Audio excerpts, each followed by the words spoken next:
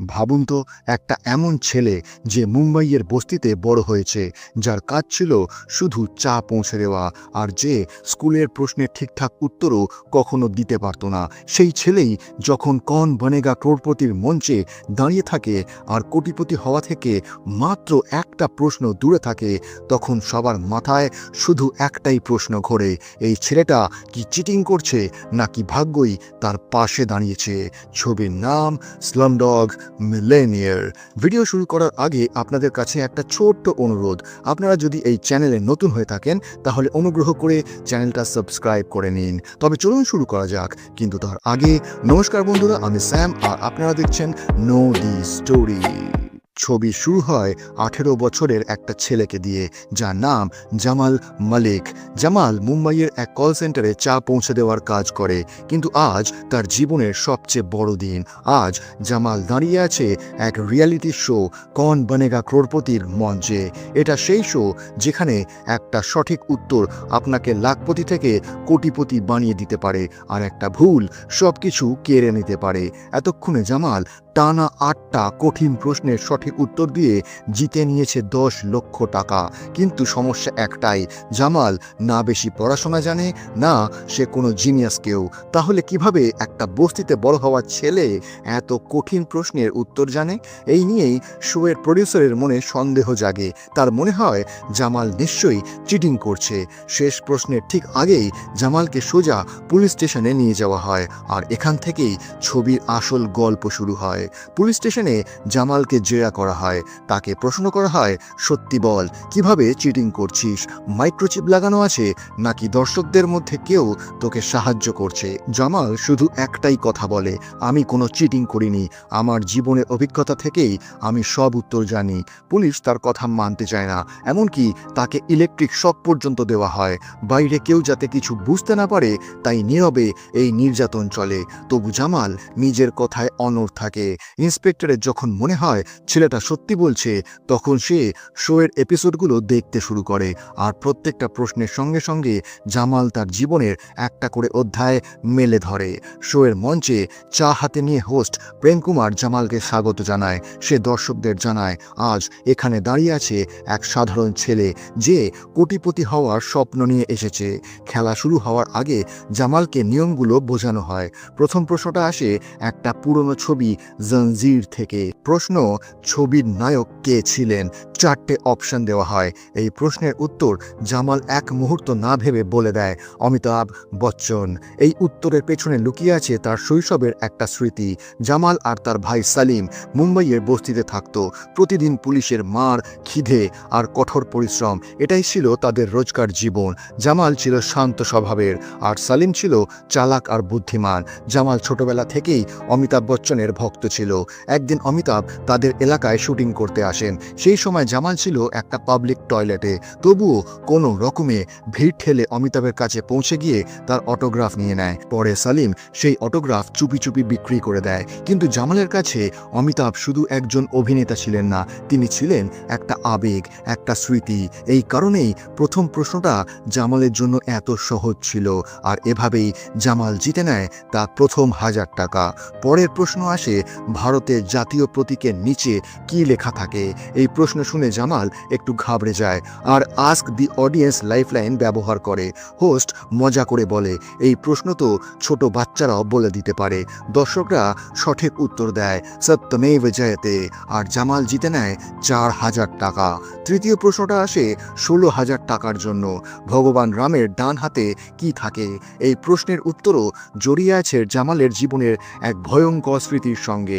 শৈশবে এক হিন্দু মুসলিম দাঙ্গার সময় জামাল আর সালিমের মাকে জনতার সামনে মেরে ফেলা হয়। ভয়ে দুই ভাই দৌড়তে দৌড়তে এসে পৌঁছয় এক জায়গায় যেখানে একটা ছেলে রামের চরিত্রে অভিনয় করছিল। তার হাতে ছিল তীর আর ধনুক। এই স্মৃতির কারণেই জামাল এক মুহূর্ত দেরি না করে উত্তর দিয়ে দেয়, আর জিতে নেয় 16,000 টাকা। এরপর থেকেই গল্পটা আরও বেশি অন্ধকার হয়ে ওঠে।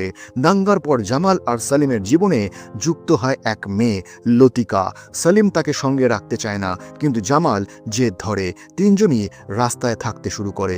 একদিন তাদের সঙ্গে দেখা হয় মামান নামে এক লোকের সঙ্গে, যে শিশুদের ধরে এনে ভিক্ষা করানোর জন্য একটা চক্র চালাতো। মামান ওই বাচ্চাদের গান শেখাতো যাতে মানুষের মন গলে যায় আর বেশি টাকা পাওয়া যায়। এখানেই জামাল জানতে পারে যে ভজন তাকে শেখানো হচ্ছে তা লিখেছিলেন সুরদাস। কিছুদিন পর মামান বাচ্চাদের অন্ধ করে দেয় যাতে মানুষ তাদের দেখে আরও বেশি দয়া করে। সালিম কোনো রকমে জামাল আর লতিকাকে সেখান থেকে পালিয়ে আনতে সক্ষম হয়। আর এই সত্যটাই ধীরে ধীরে পুলিশ অফিসারের সামনে খুলে যায়। যাদের অধীনে জামাল আর লতিকা আটকে পড়েছিল সে আর কেউ নয়, ওদের নিজেদের মামা, যার নাম ছিল হাজার। হাজার কিছু করার আগেই জামাল ভিড়ের সুযোগ নিয়ে লতিকাকে সঙ্গে করে পালিয়ে যায়। দুজনেই ট্রেনে উঠে পড়ে, কিন্তু সালিমের মন কখনো লতিকাকে আপন করে নিতে চায় না। এই বিষয়টা জামালকে ভেতর থেকে ভেঙে দেয়, কারণ জামালের কাছে লতিকা শুধু একজন বন্ধু নয়, সে তার জীবনের সবচেয়ে গুরুত্বপূর্ণ অংশ হয়ে উঠেছিল। কিন্তু সালিমের চিন্তাধারা ছিল একেবারে আলাদা। প্রথমে নিজে বেঁচে থাকো, বাকি সব পরে হবে। এই ভাবনাকে সঙ্গী করেই জামাল আর সালিম আবার শূন্য থেকে নিজেদের জীবন শুরু করে। এই সব স্মৃতির জোরেই জামাল শোতে পরের প্রশ্নের সঠিক উত্তর দেয় আর জিতে নেয় 2.5 লক্ষ টাকা। জামালের কাছে এগুলো সব যেন স্বপ্নের মতো। তার জীবনে যদি এসব কিছু না ঘটতো তাহলে হয়তো সে কোনোদিনই এই প্রশ্নগুলোর উত্তর দিতে পারত না। পালিয়ে আসার পর দুই ভাই ট্রেনে শিশুদের খেলনা আর ছোট ছোট চকলেট বিক্রি করতে শুরু করে। সময় ধীরে ধীরে গড়ায় আর দেখতে দেখতে কেটে যায় 7 বছর। একদিন দুজন এসে পৌঁছয় আগ্রায়। তাজমহল দেখে জামাল একটু বিভ্রান্ত হয়ে পড়ে। তার মনে হয় এটা কোনো প্রাসাদ নাকি কোনো হোটেল। ভেতরে ঢুকতেই তারা বুঝতে পারে এখানে অসংখ্য বিদেশি পর্যটক আর স্থানীয় গাইডরা তাদের তাজমহল দেখাচ্ছে। এখান থেকেই তাদের মাথায় আসে একটা নতুন আইডিয়া। প্রথমে তারা পর্যটকদের জুতো চুরি করে আর বাইরে ফুটপাতে সস্তায় বিক্রি করে দেয়। ধীরে ধীরে এই কাজটাই একটা ব্যবসায় পরিণত হয়। একদিন এক বিদেশি পর্যটক জামালকে গাইড ভেবে ফেলে আর তাকে টাকা দিতে চায়। জামালের তাজমহল সম্পর্কে কিছুই জানা নেই, তবুও টাকার লোভে সে ভুয়ো গাইড সেজে বসে। পর্যটক যখন প্রশ্ন করে মুমতাজ মহল কিভাবে মারা গিয়েছিলেন, জামাল বিনা চিন্তায় বলে দেয় গাড়ি দুর্ঘটনায়। পর্যটকের স্বামী অবাক হয়ে বলে ওঠে, আমার তো মনে হয়েছিল সন্তান জন্ম দিতে গিয়ে মারা গিয়েছিলেন। জামাল সঙ্গে সঙ্গে সামলে নেয় কথা আর বলে, হ্যাঁ হ্যাঁ সেটাই, হাসপাতালে যাওয়ার সময় দুর্ঘটনা হয়েছিল।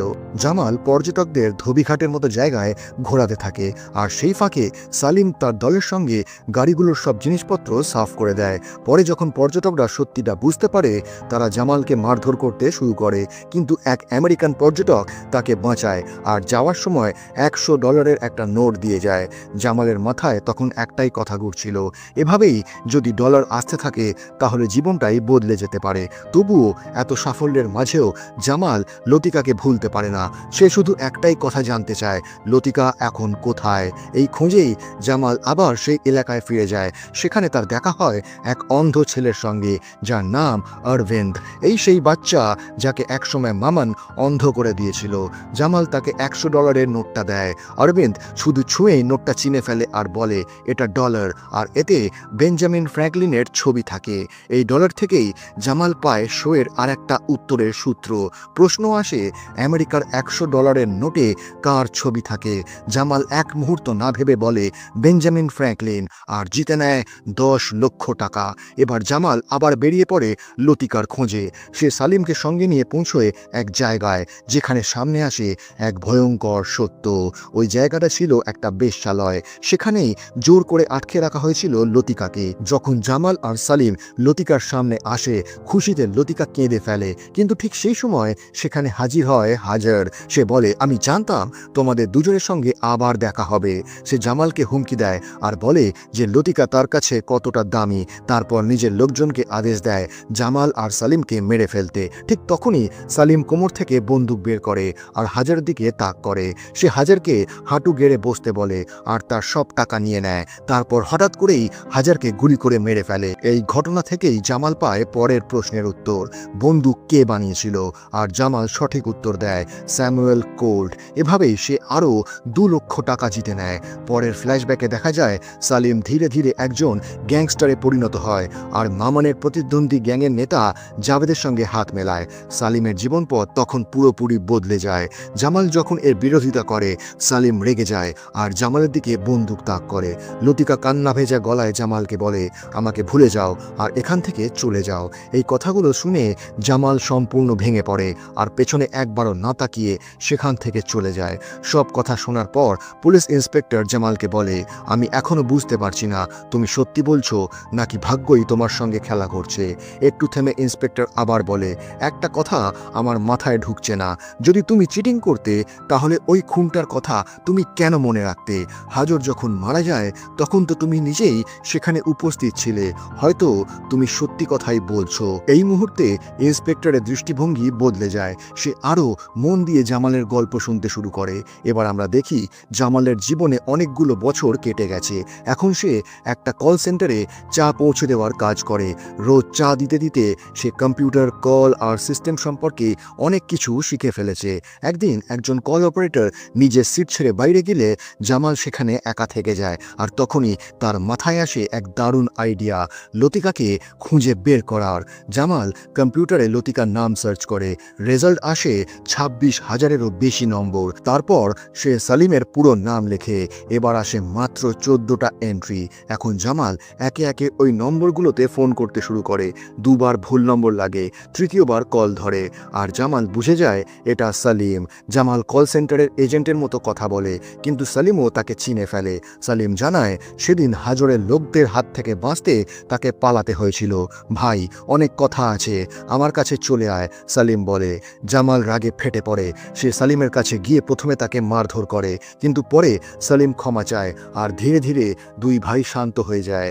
জামাল জানতে পারে সালিম এখন জাভেদের অধীনে এক বড় গ্যাংস্টার হয়ে উঠেছে। জামাল লতিকার কথা জিজ্ঞেস করে, কিন্তু সালিম বলে, তুই এখনো ওই মেয়েটার মধ্যেই আটকে আছিস, ওকে ভুলে যা। কিন্তু জামালের পক্ষে ভুলে যাওয়া অসম্ভব। দুই ভাই একসঙ্গে থাকতে শুরু করে। একদিন সালিমের কাছে জাভেদের ফোন আসে। জামালও তার সঙ্গে জাভেদের বাড়িতে যায়। দূর থেকেই জামাল যা দেখে তাতে তার শ্বাস আটকে যায়। লতিকা সেখানেই ছিল। কোনো রকমে জামাল এক চাকরের সঙ্গে বাড়ির ভেতরে ঢুকে পড়ে। লতিকা তাকে দেখা মাত্রই চিনে ফেলে আর জড়িয়ে ধরে। কিন্তু লতিকা জানতো এই বন্দিদশা থেকে সে কোনোদিনই বেরোতে পারবে না, তাই সে জামালকে নিজের থেকে দূরে থাকতে বলে। জামাল শুধু একটাই কথা বলে, আমি রোজ তোমার জন্য অপেক্ষা করব, আমি জানি একদিন তুমি নিশ্চয়ই আসবে। প্রতিদিন জামাল রেলওয়ে স্টেশনে লতিকার অপেক্ষা করে। একদিন তার মনে হয় হয়তো লতিকা আসছে, কিন্তু ঠিক তখনই সালিম এসে জোর করে লতিকাকে নিয়ে যায়। জামাল আবার জাভেদের বাড়িতে যায়, কিন্তু সেখানেও লতিকা বন্দি অবস্থায় থাকে। লতিকা আগেই বলে দিয়েছিল তারা মুম্বাই চলে যাচ্ছে। এর মানে জামালের কাছে লতিকা আবারও হারিয়ে যায়। কিন্তু লতিকা একটা জিনিস খুব ভালোবাসত, কৌন বনেগা ক্রোড়পতি। সে প্রতিটা এপিসোড মন দিয়ে দেখত। জামালের বিশ্বাস ছিল লতিকা যদি আমাকে কোথাও দেখতে পায় তাহলে শুধু এখানেই। এই কারণেই জামাল কৌন বনেগা ক্রোড়পতিতে অংশ নেয়। আবার আমরা ফিরে আসি কৌন বনেগা ক্রোড়পতি স্টেজে। পরের প্রশ্নটা আসে ক্রিকেট থেকে। ফার্স্ট ক্লাস ক্রিকেটে সবচেয়ে বেশি সেঞ্চুরি কে করেছে?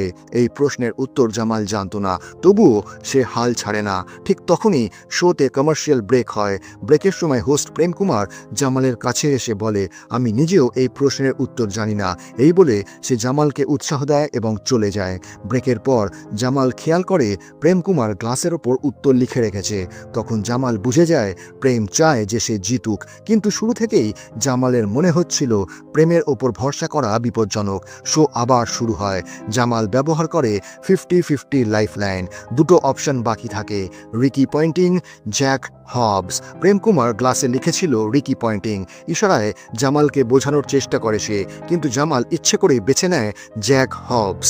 প্রেম কুমারের মুখের রং বদলে যায়। সে জামালকে থামাতে চায়, কিন্তু জামাল নিজের সিদ্ধান্তে অটল থাকে আর উত্তরটা সঠিক হয়। জামাল জিতে যায় 1 কোটি টাকা। বাইরে থেকে প্রেম কুমার খুশি দেখালেও ভেতরে ভেতরে তার মনে হয় জামাল অনেক বেশি দূর এগিয়ে যাচ্ছে। শো শেষ হয়। প্রেম জামালকে গুড লাক বলে, কিন্তু পেছন থেকে তাকে পুলিশের হাতে তুলে দেয়। প্রেমের কথা ছিল এত কঠিন প্রশ্নের উত্তর চিটিং ছাড়া কিভাবে সম্ভব। এইভাবেই জামালকে পুলিশ স্টেশনে নিয়ে যাওয়া হয়। এখন জামাল যখন পুরো গল্প বলে তখন ইন্সপেক্টর বলে, আমি তোমার ওপর বিশ্বাস করছি, তুমি মিথ্যে বলছো না। আবার জামালকে কৌন বনেগা বানেগা ক্রোড়পতিতে ফেরত পাঠানো হয়। আজ পুরো দেশ জামালের পাশে দাঁড়ায়। রাতের বেলা জামাল একটা উঁচু বিল্ডিংয়ের সামনে দাঁড়িয়ে থাকে, আর অন্যদিকে লতিকা টিভিতে তার ফাইনাল এপিসোড দেখছে। সালিম বুঝে যায় লতিকা জামালকে কতটা ভালোবাসে। সে সিদ্ধান্ত নেয় লতিকাকে মুক্ত করবে। লতিকা বাধা দেয়, জাভেদ জানতে পারলে তোমাকে মেরে ফেলবে। সালিম বলে, ওসব নিয়ে ভাবিস না। সে লতিকাকে পালাতে সাহায্য করে আর নিজে জাভেদের সামনে দাঁড়ায়।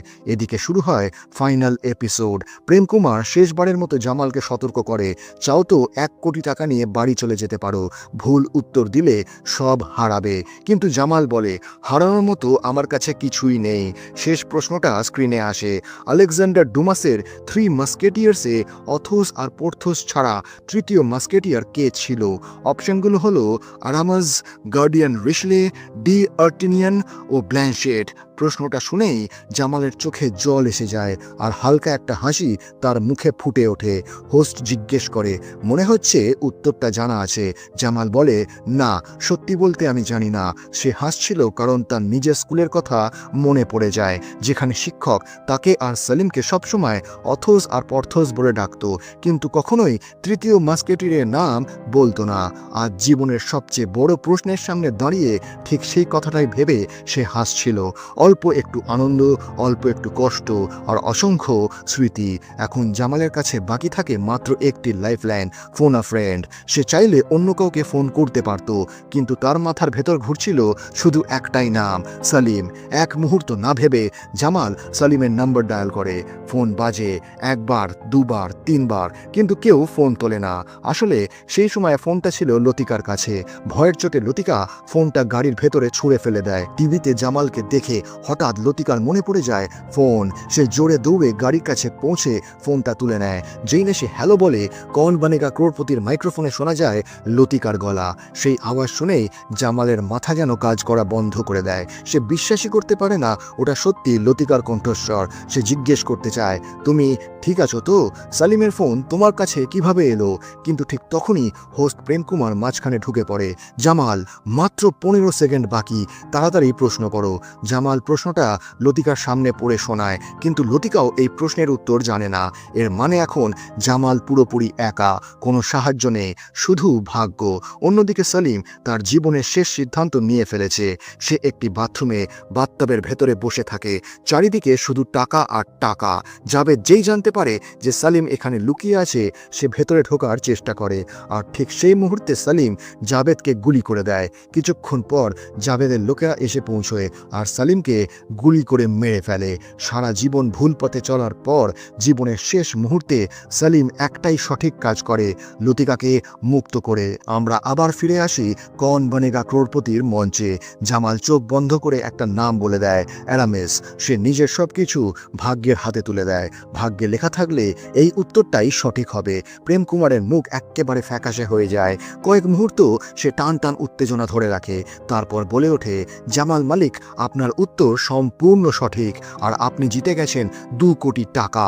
এই কথা শুনেই জামালের শ্বাস বন্ধ হয়ে আসে, তার চোখ দিয়ে জল গড়িয়ে পড়ে। সে বুঝে যায় ভাগ্য যদি সাথে থাকে তাহলে পৃথিবীর কোনো শক্তি তোমাকে থামাতে পারবে না। 2 কোটি টাকা জেতার পর জামাল আবারও সেই কাজটাই করে যেটা সে সবসময় করে এসেছে, রেল স্টেশনে গিয়ে অপেক্ষা। কিন্তু এবার অপেক্ষাটা দীর্ঘ হয় না। দূর থেকে জামাল দেখতে পায় লতিকা তার পুরো অতীত পেছনে ফেলে শুধু তার দিকেই ছুটে আসছে। দুজনেই একে অপরকে দেখে হাসে আর ভিড়ের মধ্যেই একে অপরের সাথে হারিয়ে যায়। আর এভাবেই গল্পটা শেষ হয়ে যায়। এখন একটা প্রশ্ন আপনাদের জন্য, আপনারা যদি জামালের জায়গায় থাকতেন আর শেষ প্রশ্নের উত্তর না জানতেন, তাহলে কি আপনারা ভাগ্যের ওপর ভরসা করতেন, নাকি 1 কোটি টাকা নিয়ে বাড়ি চলে আসতেন? কমেন্টে আপনার উত্তর অবশ্যই জানাবেন। তো বন্ধুরা, যদি এই গল্পটা আপনাদের ভালো লেগে থাকে তাহলে ভিডিওটি লাইক করুন, আপনাদের বন্ধুদের সঙ্গে শেয়ার করুন, আর এরকমই আরও সিনেমার গল্প শোনার জন্য আমাদের চ্যানেল নো দি স্টোরি বেঙ্গলিকে সাবস্ক্রাইব করতে ভুলবেন না। আপনাদের একটা সাবস্ক্রিপশন আমাদের নতুন নতুন গল্প শোনাতে উৎসাহ দেয়। দেখা হবে পরের ভিডিওতে আরও এক মন ছুঁয়ে যাওয়া গল্প নিয়ে। ততক্ষণ নিজের খেয়াল রাখুন। ধন্যবাদ।